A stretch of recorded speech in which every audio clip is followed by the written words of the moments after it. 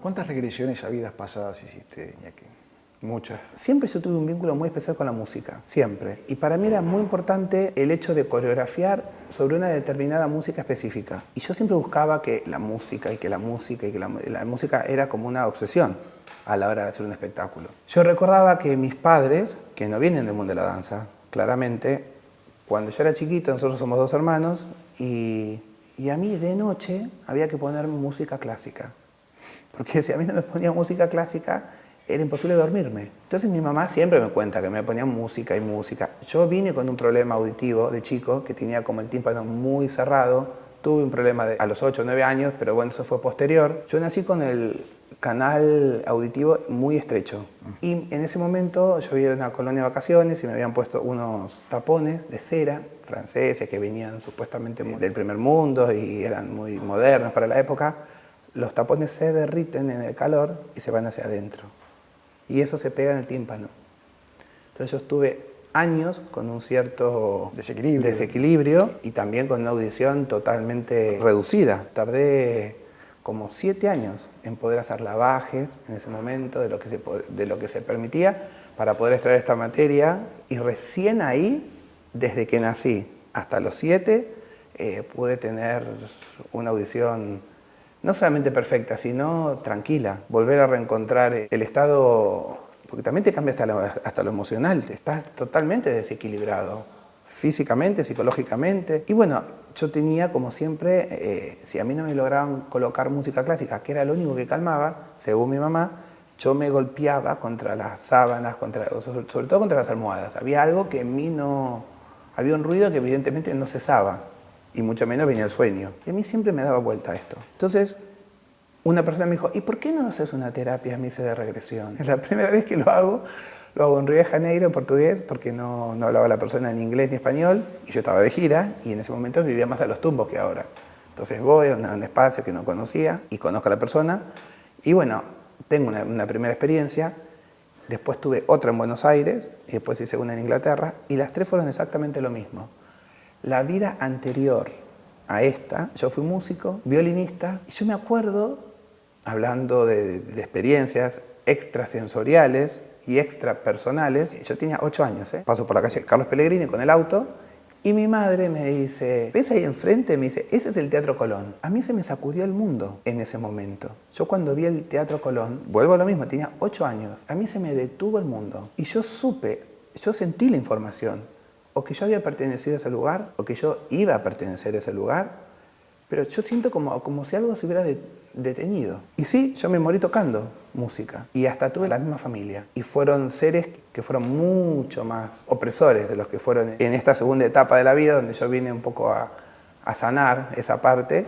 ¿Y en esta vida qué hubiese sido más allá de los escenarios? A mí todo lo que es las humanidades todas me gustan. La psicología me gusta, la arquitectura me gusta, la sociología me gusta. Todo lo que tiene que ver con el entendimiento del ser humano, me refiero, ¿no? Las civilizaciones. Bueno, y ser artista también es mirarse, ¿no? Para adentro. Claro, bueno. Es un ejercicio natural del artista, del que se dedica al arte. Y una amiga mía me regalaba novelas, astróloga, que también me encanta la astrología. Y un día me dijo, claro, me dijo, no estás en etapas, me dice, ya de leer novelas.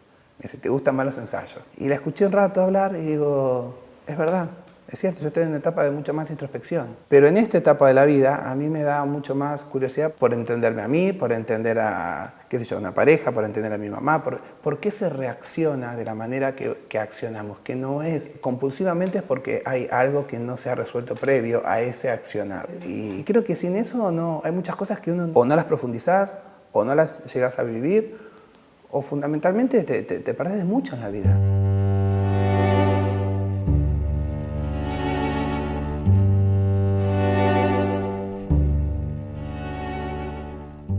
El año pasado tomé un poco de ayahuasca y fue impresionante. Realmente verte fuera del cuerpo, me parece que eso es mucho más fuerte como sensación que tal vez en mi experiencia haber revivido otras vidas. ¿Y por qué llegas a ese punto, a esa experimentación? Porque hacía muchos años que venía haciendo terapia, no muy convencional. Haría 20 años que había intentado el camino más convencional.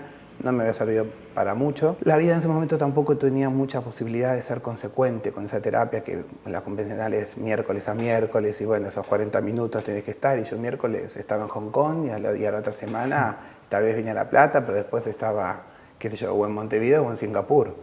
La vida mía siempre fue muy extrema en ese aspecto. ¿Cuál era tu necesidad? Llegar a conocer, llegar a tener esta aceptación plena que yo tal vez todavía sentía que no había vivido, que no me la había reconocido, no me la había podido disfrutar plenamente. Yo era una persona que vivía corriendo, que vivía trabajando y que no tenía paz interior. Yo tuve mucho menos tiempo para la vida cotidiana, para la vida afectiva, para la vida familiar. Recién ahora estoy construyendo una casa, la estoy remodelando.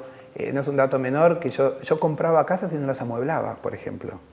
Claro, yo no las vivía. Mi psicoanalista en ese momento después me reconoció y me lo comentó, que cuando yo dejé de bailar me dijo, bueno, finalmente ahora vos vas a tener un tiempo como para poder reencontrarte con tantos aspectos que la vida del bailarín en el extremo que yo la viví, que tal vez no es ni bien ni mal, a mí me los había quitado. ¿Qué descubriste? Descubrí que bajarme del escenario es todo un símbolo, o es mucho más que un símbolo, porque realmente es correrte de un aplauso, que es un acto profundo de amor que el artista tiene para con su público. Eso no iba a estar nunca más de esa manera.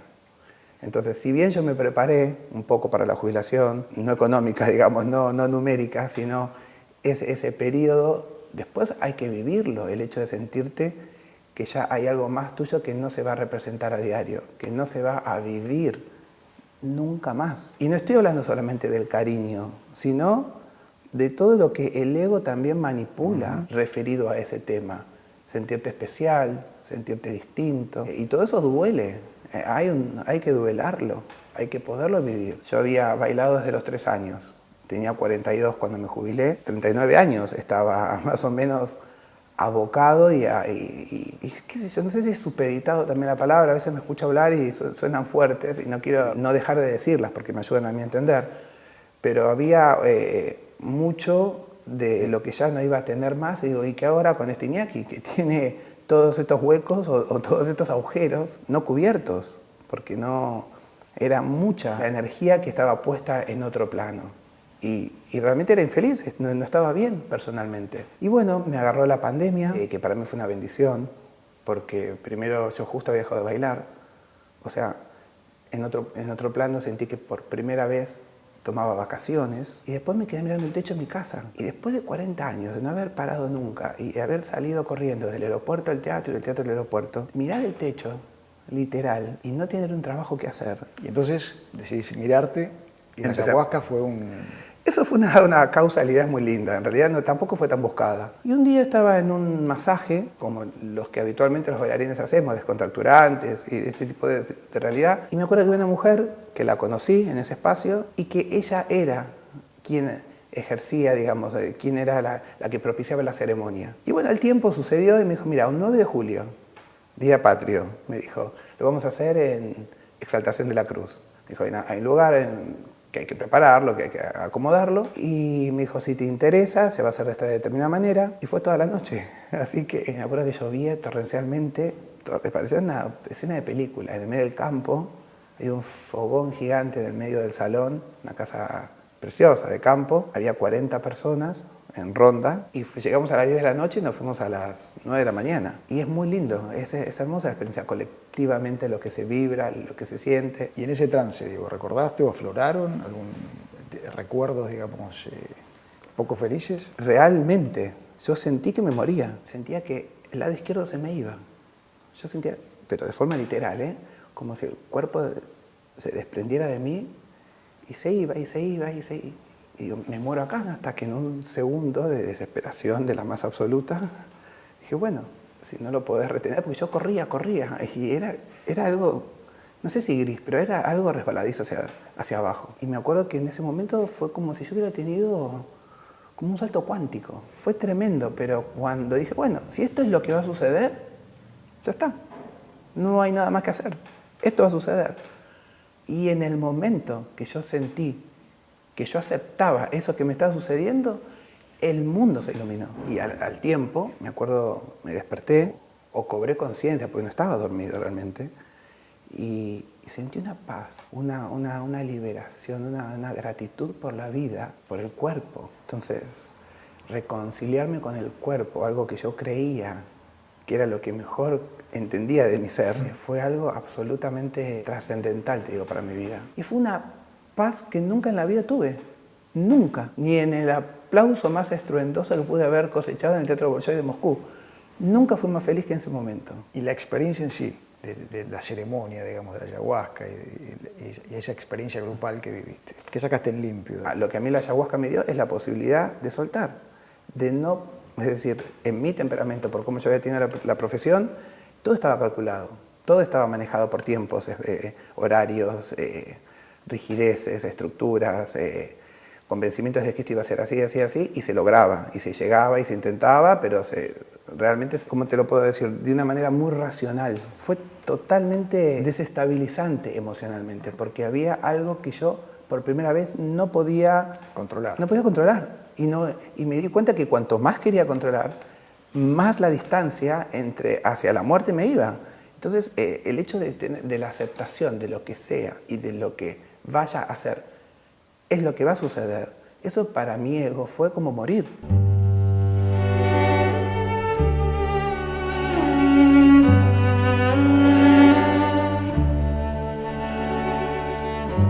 Y a ojos de hoy, a los 47, Sí. después de tanta trayectoria, reconocimiento y hasta tanto sacrificio, que es inherente a la vida de un bailarín, ¿crees que la danza te eligió a vos o vos fuiste el que eligió la danza? Qué sé yo. Yo empecé bailando de la manera menos convencional posible. Yo empecé bailando adentro de un corralito, porque mi abuela me colocaba en un corralito que se quería ir a dormir la siesta en ese momento y me llevaba atrás de su casa, que había un gran estudio de ballet. Ahí viene dos realidades en mí. Ahí viene esto que yo tanto te he dicho de poderse mirar hacia adentro. Bueno, yo observaba todo el tiempo cómo la profesora le enseñaba a esos alumnos que estaban ahí trabajando, y yo ahí ejercité, sin darme cuenta, el sentido de la observación. Porque yo aprendí a bailar mirando a los demás. Yo no creo que eso vino de otra vida y nada más. Creo que fue un ejercicio inconsciente que lógicamente yo hice. Yo ya haya decidido querer bailar porque a los 7 yo ya coreografiaba los espectáculos del colegio. Creo que entraba tarde, porque el Principito, me decían así en el colegio, venía del Colón. El Principito te El Principito me decían. ¿Por qué? Porque el Colón para La Plata era como, no sé, qué sé yo, la realeza, el prejuicio también de ver ese espacio, que lo que se cree que el Colón es solamente telones y panas y dorados a la hoja, y no lo es realmente bajo ningún punto de vista solamente eso. 7 años yo tenía, o sea, había una vocación de contar algo. Y creo que ese cuento que yo siempre quería estar contando era lo que a mí me estaba sucediendo internamente. Porque hasta que después me encontré a mí mismo, siempre hubo una permanente escucha a lo que yo necesitaba decir. Entonces, después, bueno, busqué obras, lógicamente, que estuvieran relacionadas. Por eso te cuento que siempre es la carrera que necesité vivir para poder transitar este tipo de experiencias que fuera más una reflexión humana de mí mismo, más que el éxito de taquilla que me podría llegar a generar o bailar en un determinado teatro o tener, digamos, un rol que en ese momento estaba más de moda. Porque yo claramente elegí irme a Europa, yo no elegí irme a Estados Unidos, cuando en este país en los 90 Miami era ser, ¿no es cierto?, el apogeo del humanismo otro poco, por decirlo, al menos económico. ¿Y esa vocación se transita en qué contexto? Porque no venías en tu casa no había herencia artística. No, y había mandatos, que mi papá quería que yo fuera médico, mi papá era médico. Y venía de una familia de médicos, además muy prestigiosos, de Azul y de Carué. No fue nada de lo que mis padres esperaron, bajo ningún punto de vista. Yo a los 18 años, cuando le dije que era vegetariano, papá pediatra. O sea, peor todavía. Era todo lo que no había forma de encuadrar en la supuesta educación que ellos habían pensado que su hijo iba a tener y de ahí en adelante iba a vivir. ¿Y eso trajo algún tipo de conflicto con él? Sí, él no quería saber nada. Mi papá era un hombre muy testarudo, vasco, muy rígido, de otra formación, claramente, de otra Argentina, un hombre del interior, que había ido a un colegio pupilo, de unos padres también muy estrictos, muy rígidos. Y bueno, yo bailaba porque no había posibilidad de frenarme. No porque había una aceptación familiar, era como un avatar en ese momento en la familia, no había forma de... Y mi madre que acompañaba, claramente, no decía que no, pero bueno, en ese momento era un matrimonio, no es que uno solo decidía la vida. Yo me acuerdo que iba al Colón, yo ya había arrancado el Colón, Hago todo el primer año y cuando vamos a segundo año, voy el primer día y a mí me pasan a tercero.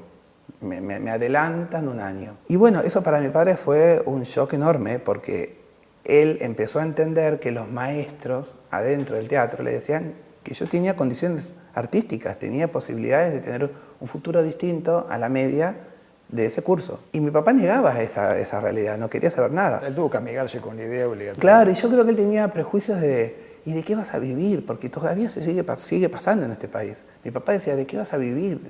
¿Con qué vas a pagar las cuentas? A un chico de 14 años, ¿qué le iba a importar, digamos, los prejuicios o las preocupaciones? Hasta que, bueno, pasaron los años, gano un concurso latinoamericano que se da en Buenos Aires de un prestigio enorme, que habían venido, qué sé yo, un jurado de mucha relevancia, de afuera, del exterior, de Europa fundamentalmente y Rusia. Y bueno, cuando me dan ese premio y él me ve arriba del escenario saludar, con esa medalla de oro que te daban, recién ahí dijo, bueno, si tu camino va por acá. Él acompañaba, pero hasta ese momento no afectivamente. Y bueno, después me recontra disfrutó bailando, porque fue muy lindo. Una vez yo hice una obra muy linda, se llama Traviata, y tiene un encuentro muy amoroso el padre y el hijo dentro de esa obra. Todo es una construcción, todo es tu historia personal. Cuando vos lográs hacer algo artísticamente, siempre hay algo que está tenido de vos. ¿Y esa escena? ¿Qué pasó Y esa con escena, él fue un padre muy cruel en Traviata, esta historia donde realmente le cercena su felicidad, y donde, bueno, cuando pasa el tiempo, hay un abrazo íntimo muy fraternal realmente de ese padre a ese hijo. Y si bien mi padre no fue cruel, digo, yo tenía esa amorosidad con él que la supe replicar en ese momento de la obra. Entonces le dije, digo, esto tiene que ver con nosotros. Y mi papá era un hombre muy sabio, de pocas palabras, pero de una enorme inteligencia y sensibilidad. Él era pediatra. Y era un hombre que sabía captar muy bien las emociones. Entonces, esa mirada y ese abrazo lo sigo teniendo siempre. ¿Cuánto hace que murió? Muy tempranamente, murió en el 2015. Mi papá tenía 72 años, muy inesperado. Nosotros le habíamos... Mi hermana es más convencional que yo, y ella me dice, ¿por qué no le hacemos un cumpleaños por los 70? Y vino toda la familia de Azul y le hicimos fue una celebración. Ahora que lo veo a la distancia, fue una celebración divina. Y creo que a los 6 meses... Mi papá tenía una tos muy fuerte y cuando vais a hacer una placa tenía un tumor inmenso en el pulmón, del tamaño de un limón. Y bueno, lo luchó 2 años, pero fue horrible. Primero porque él era médico, o sea, cuando le dijeron cáncer de pulmón y con metástasis en el cerebro, encima es uno de los cánceres más agresivos, más fuertes. ¿Y qué le vas a explicar a un médico? Y no tuvo mucho ánimo de lucharla. Cuando vio el diagnóstico y vio lo que era, se entregó.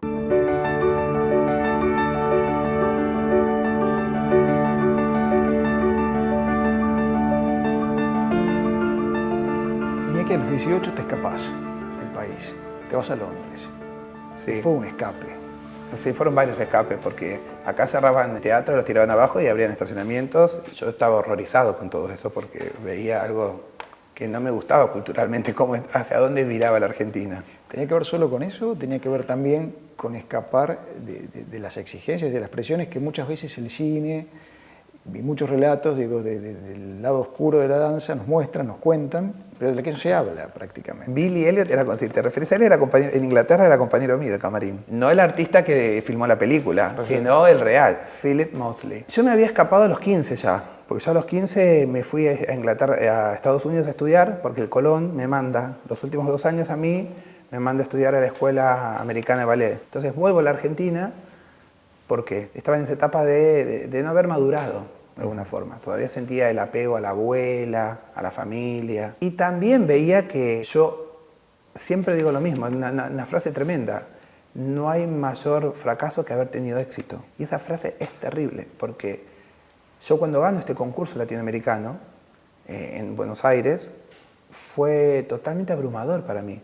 Haberme sentido expuesto de la manera que ese concurso a dónde ese concurso a mí me llevó. Y de repente, a los 13 años, empecé a tener notas y entrevistas y empecé a ver lo que el mundo, digamos, o la industria, a donde te llevaba, que es después donde nunca más quise ir. Yo no era una persona que estaba capacitada para responder a las exigencias del medio. Y realmente a mí me dañó terriblemente sin saberlo siquiera. A punto de que estuve un tiempo que yo dejé de bailar, a un punto tal que había perdido total confianza en mí mismo, hasta como persona, donde no se hablaba tanto que un chico a los 13 años iba al psicólogo. Entonces cuando me voy nuevamente otorgado con esta beca a Estados Unidos y conozco a este maestro, Stanley Williams. Fue un maestro que tenía 70 años, de una gran sabiduría también, de pocas palabras, como mi padre, ¿ves? Y lo tuve 2 años. Y él me terminó como a mí de formar físicamente. Es donde yo realmente ahí de alguna forma empiezo a volverme a parar, a volver a tomar confianza. Me dan un contrato en los Estados Unidos, en el University Valley, que es un lugar, ¿no es cierto?, de preferencia, y yo vuelvo a decir que no por miedo a estar expuesto nuevamente. Entonces vuelvo a agarrar la valija y me vuelvo a Buenos Aires creyendo que yo tenía miedo a avanzar. Y bueno, vuelvo al Colón y tengo la dicha de trabajar con un director francés que falleció en el pasado tristemente, Pierre Lacotte, y él me da la posibilidad, cuando me conoce y me ve, de ir a trabajar a Europa. Gracias a Dios que este señor fue quien realmente a mí me tomó en brazos y bueno, después hizo lo que yo terminé siendo, porque me llevó a bailar por todos lados y fue quien me enseñó el camino del arte. Por eso yo digo, yo en Inglaterra, en Estados Unidos, yo terminé de aprender a hacer los pasos de danza bien hechos, a bailarlos gracias a este director que tuve en Inglaterra más de 10 años. Y es ahí donde dije, sí, porque yo sentía que sin saberlo, porque ahora lo entiendo, yo estaba huyendo siempre de todos lados.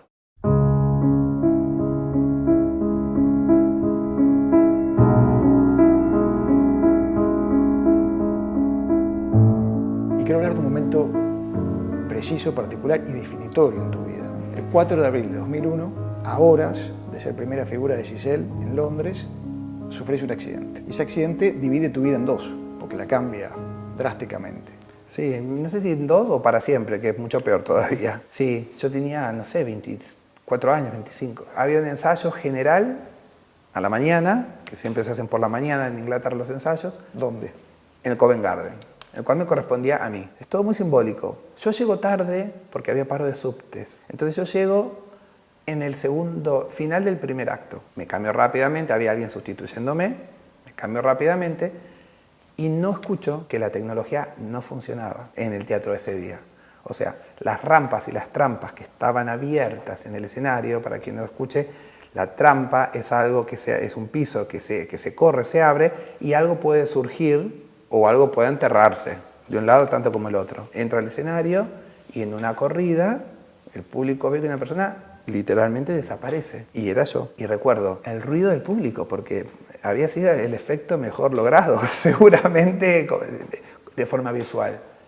Pero yo me caigo 6 metros. Y ahí me rompo todo el lado izquierdo. Me rompo el pie, me rompo la cadera, me rompo la mano, me rompo el codo. Me quiebro en todas las partes posibles que había así por haber para un ser humano. Y me voy al hospital y me sacan todas las vendas. Y ya automáticamente yo tenía en el lado izquierdo como si fueran todos unos rayos violetas de lo que el tendón se había cortado. Yo miraba la pierna mía y yo al comienzo yo tenía una conmoción emocional muy fuerte, entonces digo, son moretones, y entonces cuando me quiero parar me caigo y tampoco me podía sostener, entonces me sientan en una silla de ruedas, me llevan a hacer las placas, me llevan a hacer los estudios. Vos tienes el pie izquierdo pulverizado. Pulverizado. Lo único que me salvé fue el cuello del lado izquierdo.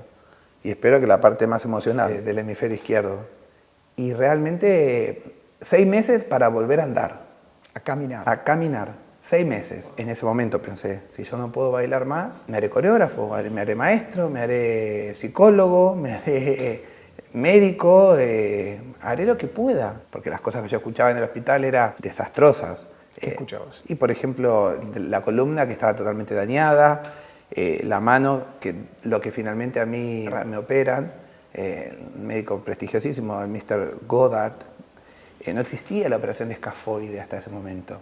No había pruebas de que esa operación a un ser humano quedase 100% bien. Y la mano para un bailarín, yo a quién iba a sostener en el aire.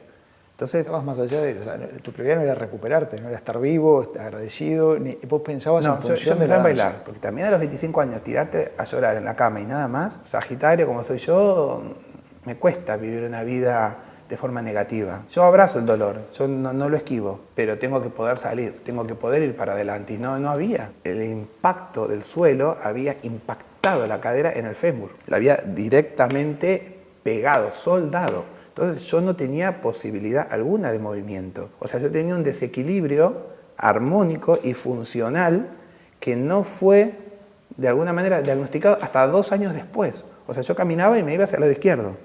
Y a la vez hacia el lado izquierdo que no tenía sensibilidad. Porque a mí se me había cortado la sensibilidad. Yo tenía como una hemiplegia entre un lado y el otro. Y eso, a la hora de hablar desde el punto de vista de la danza, es algo que es inexplicable, que alguien pueda volver a bailar no teniendo una parte que es la mitad de tu cuerpo, de manera orgánica y viva. Esa es la palabra, viva. O sea, vos tuviste que volver a aprender a todo. A todo, yo tuve que volver a caminar, volver a aprender a caminar. A mí me ponían una cinta lila, no me olvido más, adelante mío, donde yo caminaba y cuando yo me agotaba y me sentaba porque no podía avanzar, atrás mío venía una persona que estaba entre la silla de ruedas y la posibilidad de no pararse nunca más. ¿Cuánto tiempo costó la rehabilitación? La rehabilitación me llevó toda la vida.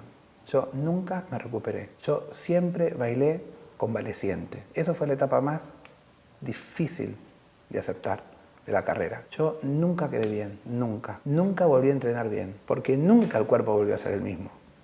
Si yo miraba, perdóname, la vida de Frida Kahlo y yo me sentía parecido, esos pinches, esas cosas que ella muestra en todas esas figuras, yo sentía un cuerpo que estaba mutilado. Después, durante años, nunca más pude hacer una cola en supermercado, por ejemplo. Yo no podía quedarme parado. Si estaba en movimiento, el cuerpo se congelaba. Y a la vez, pretendiendo volver a trabajar en un teatro de élite. O sea, yo nunca bajaba el sueño, pero mi realidad era otra. ¿Te deprimiste?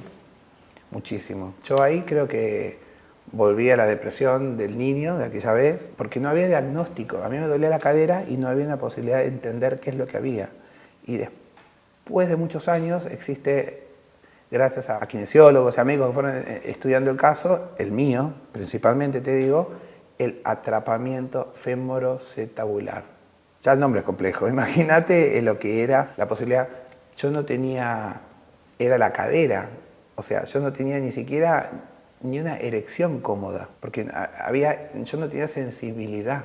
Entre la cadera y el abdomen había una interrupción. ¿Pero tuviste tratamiento?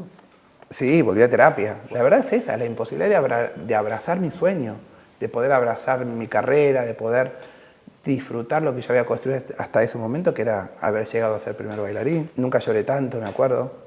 Noches enteras, esos 6 meses, vivía de día, o digamos, dormía de día y lloraba de noche. Era como la vida al revés. Y muy lentamente salí adelante. Yo volví al mismo nivel que tuve, pero nunca con las mismas consecuencias.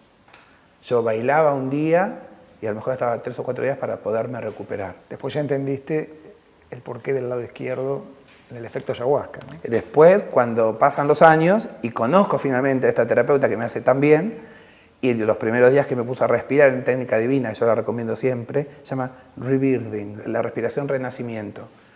Y es yo donde sentía que el lado izquierdo no bombeaba. Entonces, claro, yo venía de 20 años de estar con kinesiólogos y con médicos y con neurólogos y con todas las especificidades más exquisitas para poder solucionar el problema, o los problemas que tenía en el cuerpo, y ella muy irónicamente me miró, pero amorosamente me dijo, no, me dijo, pero eso no es un problema físico, eso es un problema emotivo. Entonces yo la miré y ella estaba contrastando contra todas las mejores bibliotecas que Inglaterra había dado, y al tiempo fui comprobando que lo que ella me decía cada vez era más cierto. Entonces había algo que sanar más allá de lo físico, era evidente. Cuando ahí lo comprendo, es que conozca a la chica de la ayahuasca, es que sucede lo de la ayahuasca. Y la mirada sobre vos fue diferente, ¿no? Total. Ese día yo ese día pude abrazar a la persona y al artista. Y bueno, hoy en día es lo que yo te cuento, donde se unió, donde yo realmente pude hacer una comprensión racional y emocional de mí mismo. Cuando vos íntimamente llegaste a poder saludarte a vos mismo, no existe más el afuera. No existe el prejuicio del otro, no existe el aplauso como yo toda la vida lo busqué del otro, no existe la aceptación del otro, no existe la completud con el otro. Hay un poema de Amado Nervo, ¿no?, que dice, en la vida nada me debes, estamos en paz. Yo estoy en paz con lo que viví. No sé si es que tengo una etapa de reconciliación conmigo mismo y a los 30 a lo mejor todo esto hubiera sido un desastre, pero yo creo que lo que viene es muy positivo para mí porque hay una comprensión de lo que viví y de lo que quiero vivir de aquí en adelante. Yo sé que quiero estar más tranquilo, yo sé que quiero emparejar un poco la relación afectiva, laboral. Tengo la posibilidad. Yo me siento a veces a las 11 de la mañana en un café y veo a la gente pasar y para mí es un acto hasta, no sé cómo decírtelo, distópico en mi formación personal, porque nunca tuve la posibilidad de hacerlo. Yo no era feliz antes, completamente. Yo en partes, fragmentos del día, ratitos, momentos, y después estaba eso que no escuchaba. Eso que yo no había tenido tiempo de escuchar. Y una hierba natural, esa hierba es la que a mí me dio la posibilidad de ser feliz.